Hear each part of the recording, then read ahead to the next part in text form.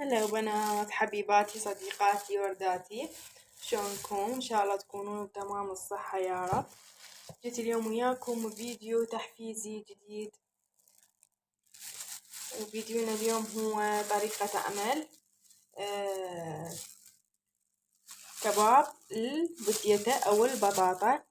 طبعا مو بس يعني الكباب العروق يصير، لا اكو هاي عدة انواع للكباب، وهذا النوع او هذه الطريقة اليوم راح اسويها وياكم اللي هي بالبتيتة.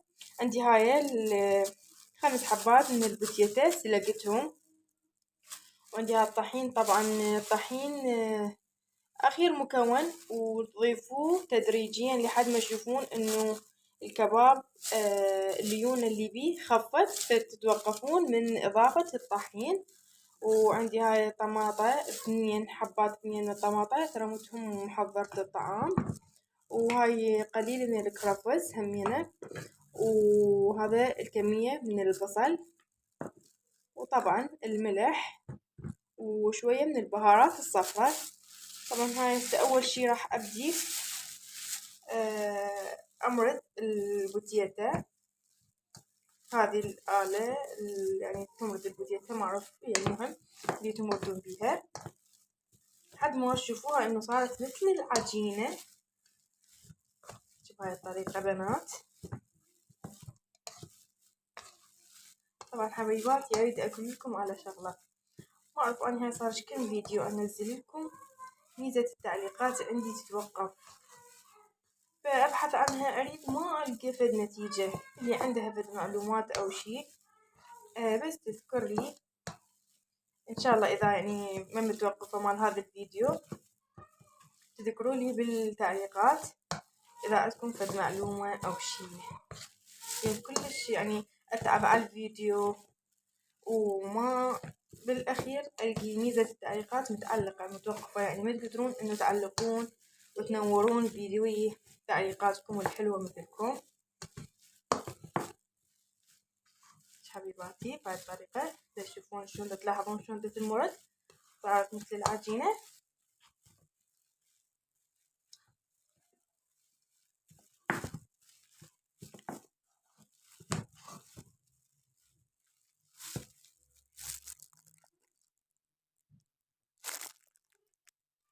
حبيباتي بعد ما صارت عندي بهاي الطريقة شلون العجينة تشوفون شلون قوامها البوتيتا.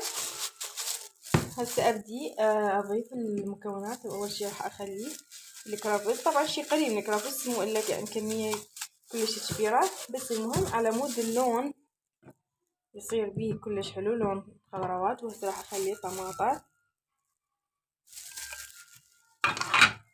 والبصل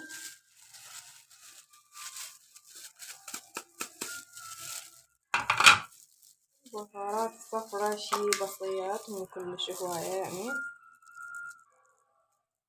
على مود يعطيكم لون وايضا طعم همينة، ورشة من الملح.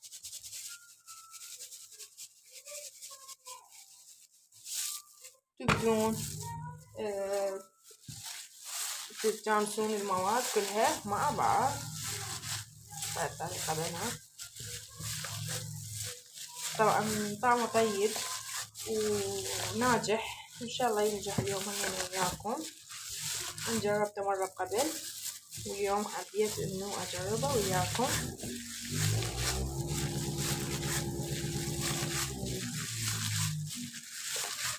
وطبعا لما تريدون تقووه يمكن انتو تقدرون شلون تتحكمون بيه، تكسبوها يصير مقرمش اكثر. اذا ما تريدون تكسبوه فيبقى يعني بيه طراوة، طعمه كلش طيب يصير. ان شاء الله تشوفون وياي.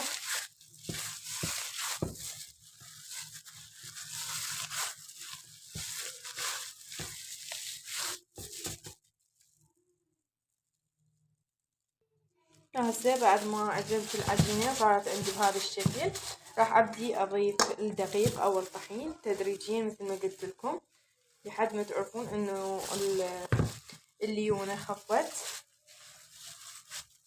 توقفون بعد ما تضيفون. وبالنسبة للملح تتذوقونه. حسب انتو تحبونه مالح يعني اكثر من اللازم او طبيعي. اكمل العجن وارجع اراويكم شكل الكباب اليوم اللي هو كباب البوتيتا. هيج حبيباتي كملت عجينة الكباب، صار بهاي الطريقة مثل ما تشوفون قدامكم. لا احتاجية لحم ولا غيرها ولا الزفارة مالت اللحم، وكباب كلش طعمه طيب، جربوه والله كلش طيب. أنا جربته من قبل وإن شاء الله اليوم وياكم همينة أجربه وتستفادون وياي وتكونون يعني فد فكرة أخذتوا عن طريقة جديدة للكباب.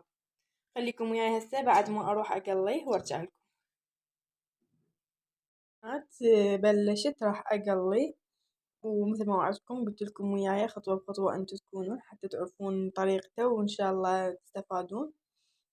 خليت الطاوة وخليت فيها زيت ودا انتظر يحمى وأرجع لكم. يا بنات بلشت أسويه هيجي بهاي الطريقة. تبللون ايديكم ضروري بسم الله حتى ما يلزق بإيدكم، نفس طريقة الكباب بالضبط. هيجي نزلون ايدكم.